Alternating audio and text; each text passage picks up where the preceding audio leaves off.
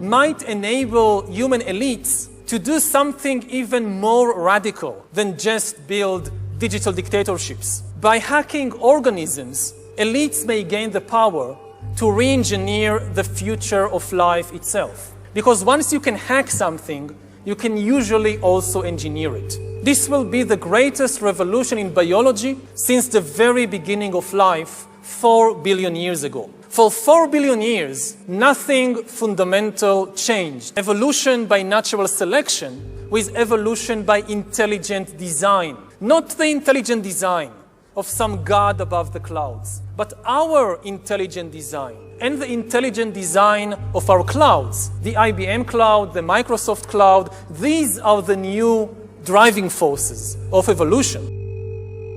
In this time of crisis, you have to follow science. It's often said that you never allow a good crisis to go to waste. Today, we have the technology to hack human beings on a massive scale. Humans are now hackable animals. You know, the whole idea that humans have, you know, they have this soul or spirit and they have free will and nobody knows what's happening inside me. So whatever I choose, whether in the election or whether in the supermarket, this is my free will, that's over. Free will, that's over. Surveillance, people could look back in 100 years and identify the coronavirus epidemic as the moment when a new regime of surveillance took over. Our intelligent design is going to be the new driving force of the evolution of life. And in using our new divine powers of creation, we might make mistakes on a cosmic scale. The twin revolutions of infotech and biotech are now giving politicians and business people the means to create heaven or hell, but the philosophers are having trouble conceptualizing what the new heaven and the new hell will look like.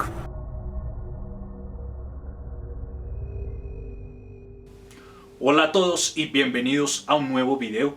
Espero que estén muy pero que muy bien. Esto que acaban de escuchar no es de cualquier persona. Él estaba en el Foro Económico Mundial, ustedes ya conocen este foro, y se trata de uno de los más grandes contribuidores de agenda dentro de las reuniones anuales de Davos. Su nombre es el doctor Yulan Noah Harari, historiador y escritor, quien está hablando de todos estos posibles escenarios en los que se va a dar un gran salto tecnológico en la llamada cuarta revolución industrial, y vean cómo él oficialmente está diciendo que si seguimos este curso la humanidad va a cambiar totalmente y se generarán una clase tecnológica y una clase humana normal, en donde según él probablemente hasta tengamos poderes como casi divinos. Lo más curioso es que aunque él es ateo, él dice que estas posibilidades nos llevarán muy lejos. Según ellos, dicen que están tratando de evitar que se cree y se genere una dictadura digital. Pero recordemos que en el Foro Económico Mundial se congregan élites y gobernantes de los más grandes del planeta. Entonces es muy difícil saber de entre todos ellos quiénes tienen la mente lista para recibir ese gran poder. Así que vean estas declaraciones y por favor amigos vean todo el video, ya que contiene detalles muy específicos de cómo se desarrollarán estos escenarios. When you have enough data, you don't need to send soldiers in order to control a country. Alongside inequality, the other major danger we face is the rise of digital dictatorships that will monitor everyone all the time. This danger can be stated in the form of a simple equation, which I think might be the defining equation of life in the 21st century, which means biological knowledge multiplied by computing power multiplied by data equals the ability to hack humans. If you know enough biology and you have enough computing power and data, you can hack my body and my brain and my life, and you can understand me better than I understand myself. You can know my personality type, my political views, my sexual preferences, my mental weaknesses, my deepest fears and hopes. You know more about me than I know about myself. And you can do that not just to me, but to everyone. A system that understands us better than we understand ourselves can predict our feelings and decisions, can manipulate our feelings and decisions, and can ultimately make decisions for us. Now, in the past, many tyrants and governments wanted to do it, but nobody understood biology well enough, and nobody had enough computing power and data to hack millions of people. Neither the Gestapo nor the KGB could do it.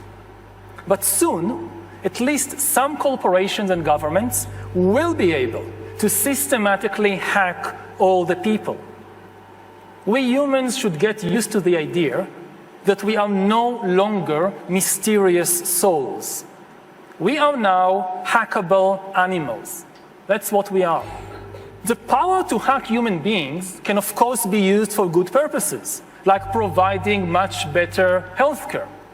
But if this power falls into the hands of a 21st century Stalin, the result will be the worst totalitarian regime in human history, and we already have a number of applicants for the job of 21st century Stalin.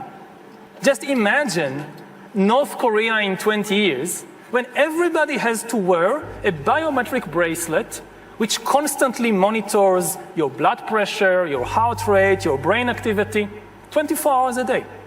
You listen to a speech on the radio by the great Líder, and they know what you actually feel. You can clap your hands and smile, but if you're angry, they know you'll be in the gulag tomorrow morning. Now, even if we indeed prevent the establishment of digital dictatorships, the ability to hack humans might still undermine the very meaning of human freedom. Because as humans will rely on AI to make more and more decisions for us, authority will shift from humans to algorithms. And this is already happening. In the not so distant future, similar algorithms might tell us where to work and whom to marry, and also decide whether to hire us for a job, whether to give us a loan, and whether the central bank should raise the interest rate. And if you ask why you will not give a loan, or why the bank didn't raise the interest rate, the answer will always be the same. Because the computer says no. The twin revolutions of infotech and biotech are now giving politicians and business people the means to create heaven or hell, but the philosophers are having trouble conceptualizing what the new heaven and the new hell will look like. Finally, technology might disrupt not just our economy and politics and philosophy, but also our biology.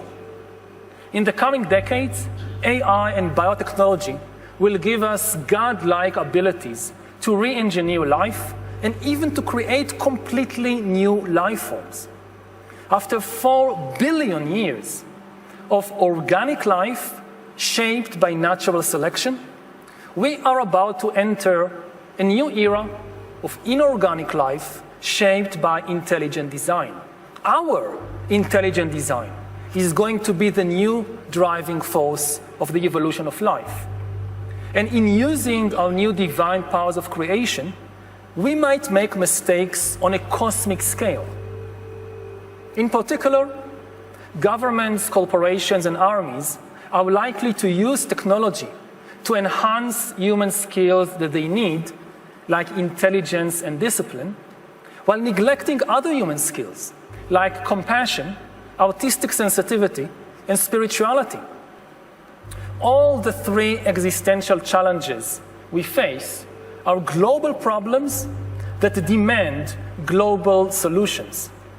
There is no contradiction between nationalism and globalism, because nationalism isn't about hating foreigners.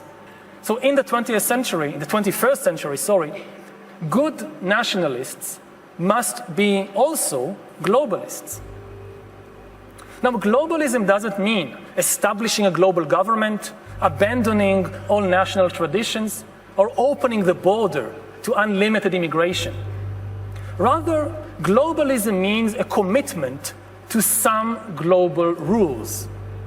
Rules that don't deny the uniqueness of each nation, but only regulate relations between nations. Bueno amigos, ¿qué piensan de todo esto? Ha sido una traducción, un gran esfuerzo y ojalá puedan sacar buenas conclusiones y también compartir este video, ya que describe de fuente de una persona del mismo Foro Económico Mundial lo que es la agenda y cómo se plantean estas posibilidades del uso de la inteligencia a futuro, la inteligencia artificial. No olviden que estamos conectados y nos vemos hasta la próxima.